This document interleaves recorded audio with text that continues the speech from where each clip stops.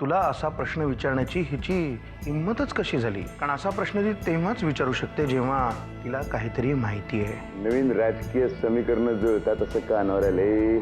खरंच या घरात तुझ्या बाळाच्या जीवाला धोका आहे. जानकीपासून नाही तर तू ज्याच्यावर सगळ्यात जास्त प्रेम करतेस ना त्या तुझ्या वडिलांपासून तुझ्या बाळाच्या जीवाला धोका आहे. मी जो काही निर्णय घेतोय तो तुझ्या भल्यासाठीच आहे. तुझी डिलिव्हरी उत्तम व्हावी म्हणून मी तुला लंडनला पाठवतोय. आता हे सगळं असह्य झालंय मला. या घरात प्रत्येकाला स्वतःच्या मनाचा राग व्यक्त करायचा असेल तर त्यासाठी सगळ्यात सॉफ्ट टार्गेट म्हणजे मीच. प्रत्येक गोष्टीसाठी मलाच कारणीभूत धरलं जातं. आता काय झालंय नवीन? अमृताच्या प्रकरणात सगळे मलाच धारेवर धरताय. नरसिंहराव, तुम्ही तिच्याशी काय बोललात मला नाही माहित, पण नेमकं तुम्ही करणार काय आहात? हे बघ राधिका, अमृताच्या बाबतीत जे काही होईल त्याच्यासाठी तुला किंवा मला कोणीही जबाबदार धरणार नाही. पण तिच्या बाबतीत जो निर्णय घेतलाय तसंच होणार हे मात्र नक्की.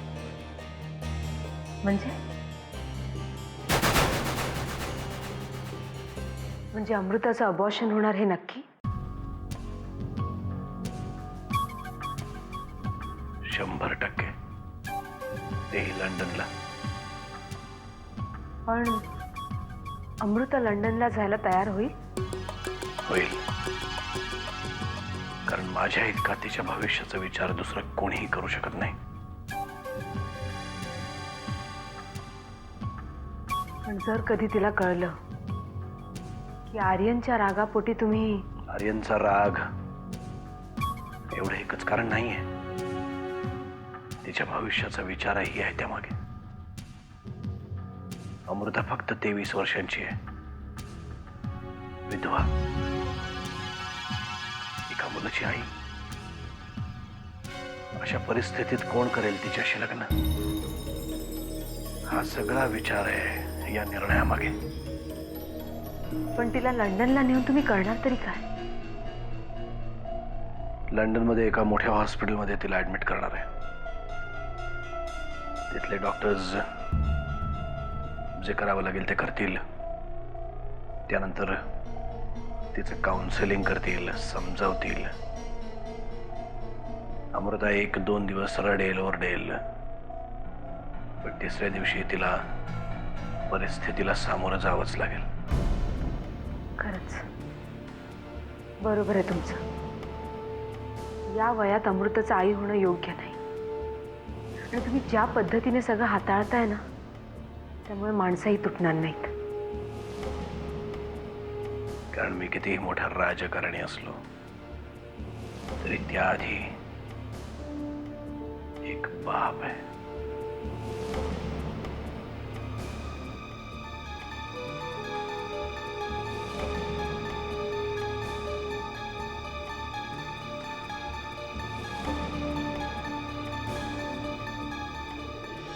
तुम्ही सांगताय ते सगळं खरं आहे वागणीस? होय आत्याबाई, कारण यावेळी ही बातमी पुरंदरांनीच दिली आहे. सगळं मीच बघत होतो, पण अचानक कर्णिक साहेबांना भेटायचा निर्णय का घेतला साहेबांनी कोणास ठाऊक. हे नरसिंहाचं डोकं नाही आहे. कुणाचं आहे ते तुम्हाला चांगलं माहिती आहे. फक्त तुम्ही नाव सांगायला घाबरत आहात. त्याबाई, घाबरतोय असं नाही आहे. उगा साहेबांची नाराजी कोण पत्करणार? वागणीस पाथरकरांच्या वेळची गोष्ट वेगळी होती, पण आता गाठ मुख्यमंत्र्यांची, एवढं लक्षात ठेवा. आत्याबाई, माझं तेच म्हणणं आहे. कारण या प्रकरणामध्ये मला विरोधी पक्षातल्या कुठल्याही माणसाची मदत घ्यायची नाहीये. त्याला माझा ठाम विरोध आहे, पण साहेब ऐकतच नाहीयेत. कसं ऐकतील हो? त्यांच्या आवडत्या स्टाफनी सांगितलंय ना त्यांना. काही काही वेळेला मला वाटतं या सगळ्याला तुम्ही जबाबदार आहात वागणीस. तुम्हीच कुठेतरी कमी पडलायत. आत्याबाई, ते सगळं आता ठीक आहे, पण आता करायचं काय? कारण आत्याबाई, परिस्थिती अशी राहिली तर सगळंच अवघड होऊन बसेल. आणि तो विरोधी पक्षनेता कर्णिक बेभरोशाचा माणूस आहे. त्याच्यावर किती अवलंबून राहणार? प्रकरण जरा जरी बाहेर पडलं ना तर पक्षामध्ये खूप मोठी बदनामी होईल. त्या बाईला घराबाहेर काढायचे इतके प्रयत्न केले पण ही बया दादच देत नाही कोणाला. नशीब नरसिंहाने अजून तुम्हाला नाही सुट्टी दिली. हे असलं काहीतरी विपरीत घडायच्या आत काहीतरी हालचाल करा. ठीक आहे आत्याबाई, पण तुम्हाला जमलं तर तुम्ही साहेबांशी बोलून बघा. तुम्हाला काय वाटतं याने काही फरक पडेल? माहित नाही, पण तुम्ही एकदा येतो मी.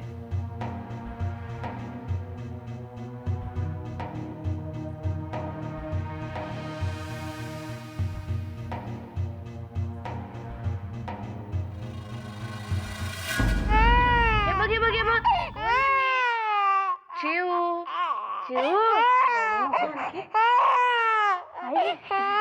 अगं मला सांगायचं ना आधी, मी गाडी पाठवली असते. असू दे. अगं एवढी का रडते पोरगी? सारखी रडतच असते ग. ए बाबा चिऊ बघ कोण आलंय आपल्याकडे. आपल्याकडे कोण आलंय? मी घेऊ का तिला?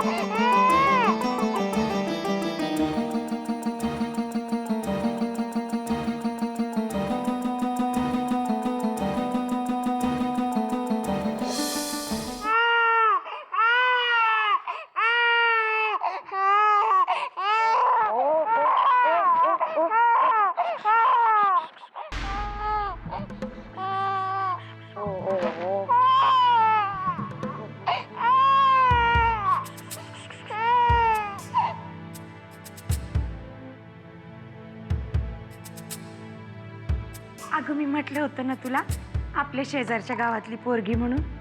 हेच ती सुगंधा. नीट सांभाळेल ना ग चिऊला. अगं सांभाळेल की, तू कशाला काळजी करते? आता तू बघच, ती पोरगी बी सांभाळेल, मी तुझ्या कामात बी हातभार लावल. फक्त आत्याबाईंशी एकदा ओळख करून दे म्हणजे झालं. अगं काय झालं चिऊ? का रडते बाळा? काय झालं?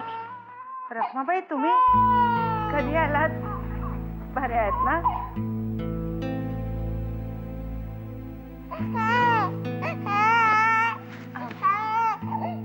आत्याबाई, ही सुगंधा.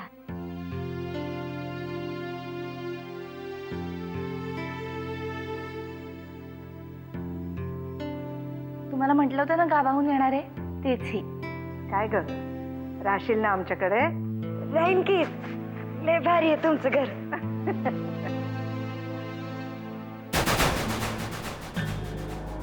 रखमा मावशी, वर्षीचा नमस्कार. कसं आहे तब्येत पाणी बिनी? गावाकडे सगळं व्यवस्थित नव्हे? कधी आला? आणि गावावरनं काय रानमेवा बिवा आणला का नाही? और रानमेवा म्हणजे करवंद, जांभळ, काजूचं बोंडू बिंडू आण.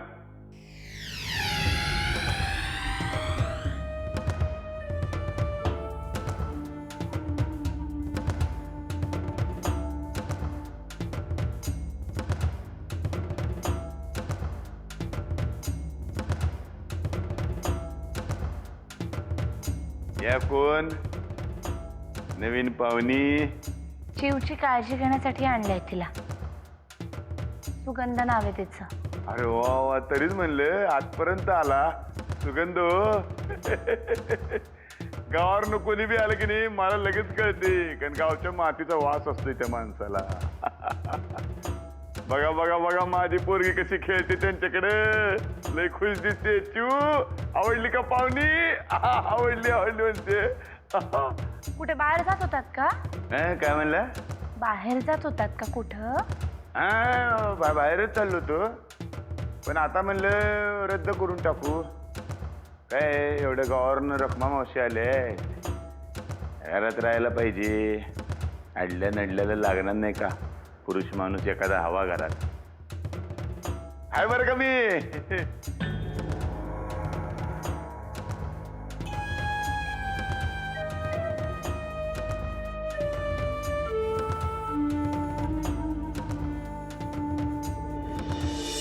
श्रेयस पाटील. कुठले तुम्ही पाटील? मी इथलाच आहे, मुंबईचा. हो, पण माझं पत्रकारितेचं सगळं शिक्षण मात्र पुण्यात झालंय बरं का. म्हणूनच तुमच्या वागण्या बोलण्यात जरा पुणेरी झाक दिसते खरी. पाटील साहेब, तुमचं कौतुक करावं तेवढं कमीच आहे. हो, कौतुक काय त्यात. पत्रकारिता हे माझं काम आहे आणि आवडही. त्यामुळे थोडं जास्त मन लावून काम करतो इतकंच.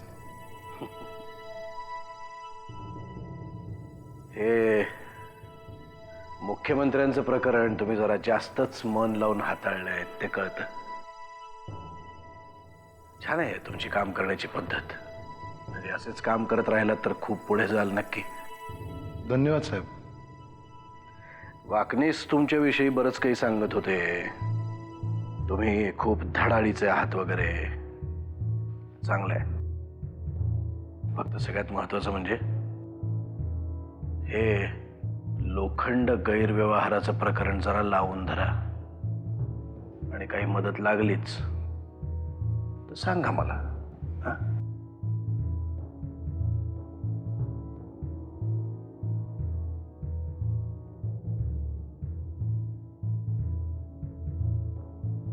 पाटील साहेब, आमचे साहेब आहेत ना, कलाकार आणि पत्रकार यांच्या पाठीशी कायम उभे राहतात. म्हणूनच तुमचं कौतुक म्हणून आमच्या साहेबांकडनं ही छोटीशी गिफ्ट. धन्यवाद साहेब, पण हे मी घेऊ शकत नाही. मी मगाशीच म्हटलं ना, पत्रकारिता ही माझी आवड आहे. त्यामुळे समाजात काही चुका दिसल्याच तर मी तिथे फक्त बोट ठेवतो. वा वा, आवडली तुमची उत्तर देण्याची पद्धत. एकत्र काम करायला मजा येईल. Thanks for the offer sir. पण मी काम फक्त माझ्या वर्तमानपत्रासाठीच करतो. एनिवे, येतो मी.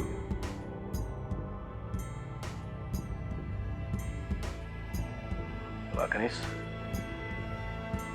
खरंच इमानदार आहे का इमानदारीचं नाटक करतोय? स्वतःची किंमत वाढवत असेल, वाढवू द्या. आपल्या गोठ्यातला चारा खाल्ला म्हणजे झालं. संपर्कात राहा याच्या. हो सर, येतो.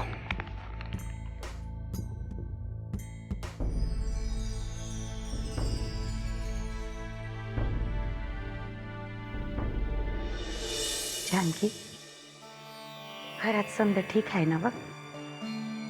आणि नरसिंहराव कसे आहेत? नाही म्हणजे मागच्या वेळी तुमच्या दोघांमध्ये जे काही गैरसमज झाले होते ते मिटले का ग? बाप्पाच्या कृपेमुळे सगळं ठीक आहे. ते पण आता माझ्याशी नीट बोलतात. मागच्या वेळेला नरसिंहराव जरा जास्तच चिडले होते नाही? ते सगळं माझ्या चुकीमुळे. मी खोटं बोलले त्यांच्याशी आणि नंतर ते खोटं मलाच बोललं. जाऊ दे, आता दुसऱ्यांचा विचार करून स्वतःच्या जीवाला त्रास करून घेऊ नगस. एकदा झालेली चूक मी परत नाही करणार. अमृता कशी आहे? आर्यन असा गेला त्या धक्क्यातनं ती सावरली आहे का? इकडं आली आहे ती. होईल हळूहळू बरी. बाळ होणार आहे तिला. अगं काय सांगतेस? अमृता इथंच आहे? मग मी तिला भेटूनच येते. कुठं तिच्या खोलीतच आहे ती? तिकडेच आहे, जाऊन भेटून येतो.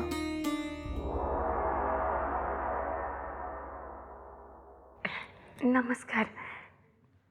कसे आहेस आपण?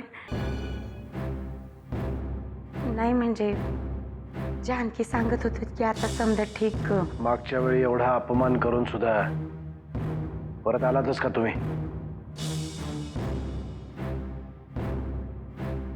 पोरीने एक लाच सोडली आहे, तुम्ही तरी ठेवा.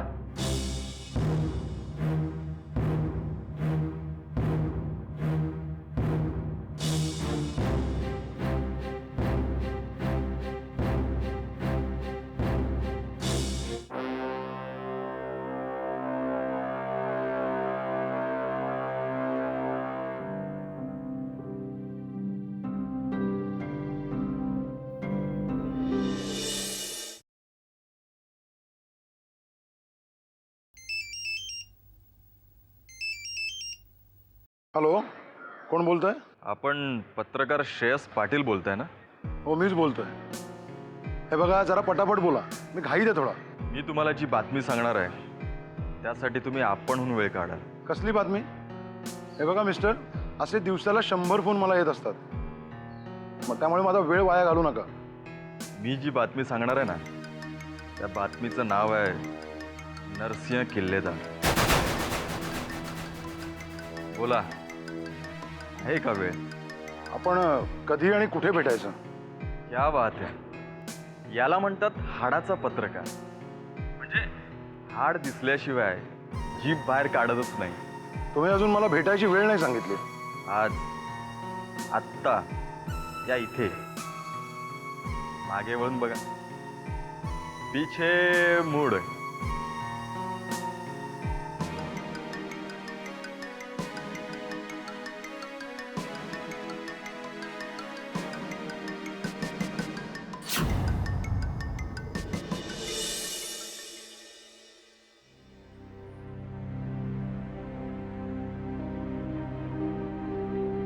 जानकी,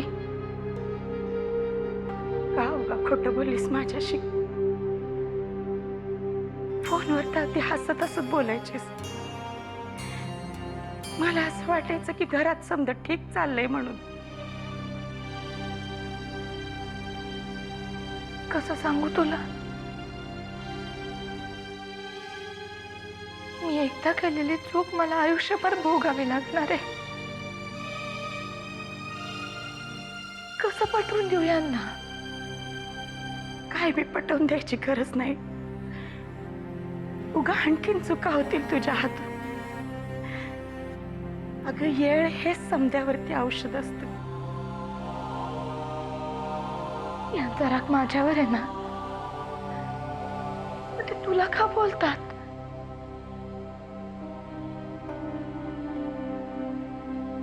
अगं पोरी, तुला वाचवण्याच्या नादात मी बी खोटच बोलली की. मला बी थोडस प्रायश्चित मिळालंच हवं. आई, तुझं ऐकडून मला त्रास देण्याच्या नादामध्ये ते तुझा अपमान करते. तुझा खरंच जा. रंगमा मावशी, कधी आलात तुम्ही? कशात? बरी आहे की. अगं, आता चौकशी तुझी करायची. कशी आहेस? फोटोशी आहेस ना? हो. आता तुम्ही आलात ना, आता माझी काळजी करण्यासाठी अजून एक माणूस आहे. त्यामुळे मला चिंता करायचं काहीच कारण नाहीये. अगं, मी नसले तरी बी काळजी करायचं काय बी कारण नाही. जानकी आहे की तुझी काळजी घ्यायला.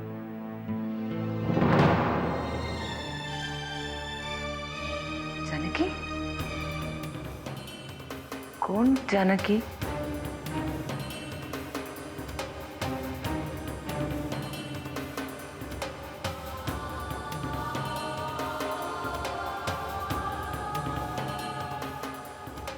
कोणाबद्दल बोलताय तुम्ही?